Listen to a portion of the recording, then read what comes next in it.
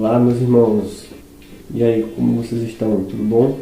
Hoje vamos dar continuidade ao nosso momento de reflexão no livro do Salmo. Bom, e hoje convido você a refletir e meditar no Salmo 2, que tem o título O Reinado do Ungido de Deus, ou o Reinado de Jesus. Capítulo 2, versículo 1 até o versículo 12, diz assim: Porque se enfurecem os gentios e os povos se imaginam coisas vãs. Os reis da terra se levantam e os príncipes conspiram contra o Senhor e contra seu ungido, dizendo: Rompamos os laços e sacudamos de nós as suas algemas. Ri-se aquele que habita os céus, o Senhor zomba deles.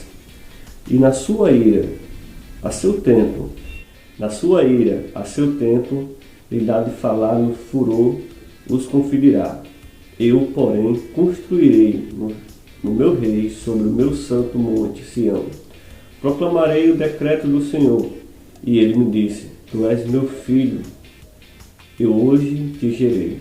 Pede-me, eu te darei as nações por herança e as extremidades da terra por tua possessão. Com vara de ferro as regerás e as despedaçarás com vaso de óleo. Agora, pois, ó reis, sede prudentes, deixai-vos advertir, juízes da terra. Servi ao Senhor com temor e alegrai-vos nele com tremor. O versículo 12 termina assim: Beijai o filho, para que não se irrite, e não perecerás no caminho, porque dentro em poucos lhe inflamará a ira. Bem-aventurado todos os que nele se refugiam. Bom, para meditarmos hoje, devemos perceber logo de cara que esse salmo é um salmo messiânico. Fala claramente do Filho de Deus. São citados no Novo Testamento, conta sobre esse reino de Deus, sobre esse momento de Jesus. Também deixa claro a missão de Cristo na humanidade. E hoje vamos falar um pouco sobre isso. No Salmo 2 há uma canção, sobre um rei, sobre também os reis. Mas os primeiros versículos do 1 ao 3 nos mostram a rebelião contra o Senhor. E algumas palavras são bem fortes aqui. Palavras como tramam, conspiram, se juntam. São atitudes que os reis e líderes naquele tempo, naquele momento da terra estavam tomando contra o verdadeiro Senhor, o verdadeiro Rei. Uma palavra que devemos também entender, ressaltar e destacar é a palavra gentios. São aqueles que não acreditam e não se entregam a Deus. E também no momento que é escrito essa palavra ser ungido, que possui significado de Messias ou o Cristo. E deixa claro no Novo Testamento isso. Frequentemente, alguns vinculam esse salmo a Jesus. Mateus 3,17, olha o que diz: E dos céus veio uma voz que disse: Este é meu filho querido, que me dá muita alegria.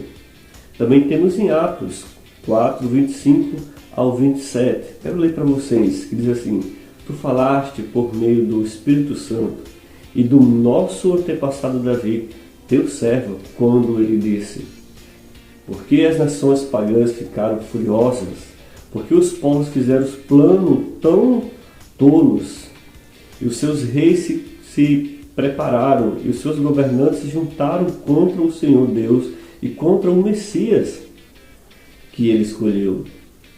De fato, Herodes e Pôncio Pilatos se juntaram aqui nessa cidade com os não-judeus e com o povo de Israel contra Jesus, o teu dedicado servo que escolheste para ser Messias. Quero repetir para vocês, essas palavras são muito fortes. Tramaram, conspiraram.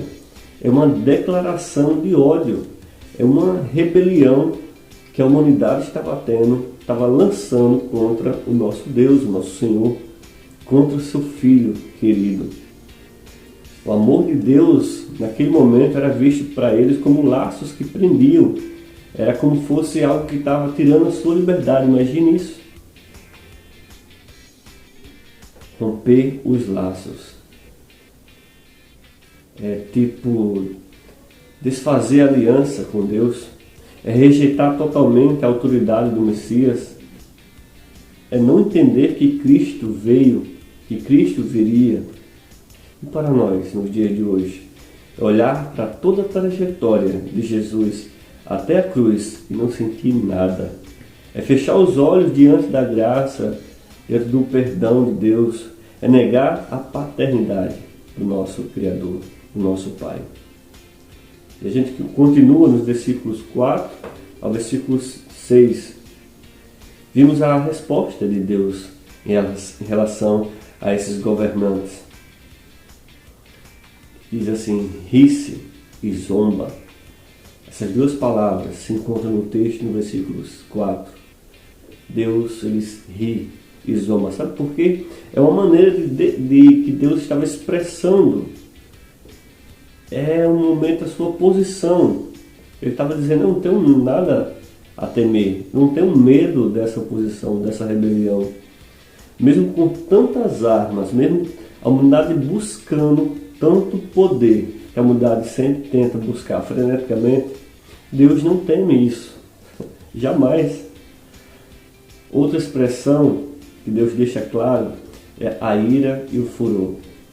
É uma resposta declarada de Deus à reação da justiça diante desses reis, diante da injustiça da humanidade. Ele se ira. No versículo 7 ao versículo 9, é uma declaração de Deus que Cristo é seu Filho, seu único Filho. A palavra que destaca aí é a palavra gerei. Foi compreendida pelos apóstolos nos seguintes sentidos. A ressurreição de Cristo, que é assim nascida para a eternidade. Isso está lá em Atos 13, 33, que diz assim, Deus fez agora para nós o que havia prometido aos nossos antepassados. Ele ressuscitou Jesus, como está escrito no Salmo número 2. Você é meu filho, hoje eu me tornei seu pai. Gente, isso é muito lindo. Em meio a tantas coisas acontecendo, em meio a tanta rebelião, tanta desobediência da humanidade, da tentativa da humanidade ter esse poder e tentar ir contra seu Criador, contra seu Deus. Deus fez isso por mim, Deus fez isso por você, Deus fez isso por nós. Nos prometeu aquele que viria para nos salvar. A outra expressão é que Cristo, como Filho de Deus, recebe uma missão e executa essa missão com obediência filial, obediência única. Em Hebreus 5 diz assim, assim também Cristo não tomou sobre si a honra de ser grande sacerdote. Foi Deus que lhe deu essa honra, pois ele disse, você é meu filho, hoje eu me tornei seu pai. Eu convido você a olhar para esse cenário e observar uma linda declaração de amor de Deus para a humanidade. E nos últimos versículos, do versículo 10 ao versículo 12, Deus deixa uma recomendação. Ele diz assim, seja prudente, servi, alegrai-vos, vejai.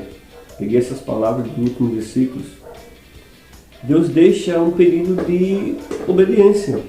Deus deixa um pedido de prudência para a humanidade, para todos da terra, para que se juntem e se alegrem no Senhor, na verdadeira alegria, na verdadeira liberdade, para termos adoração a Ele, respeito a Ele e assim receber em troca a verdadeira alegria de viver juntos em Cristo Jesus. Amar o ungido, como diz no versículo 12, é isto.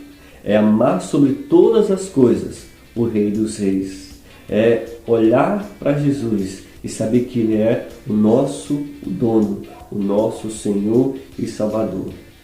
Eu convido a você, nesse momento, olhar para esse cenário e observar uma linda declaração de amor por mim e por você.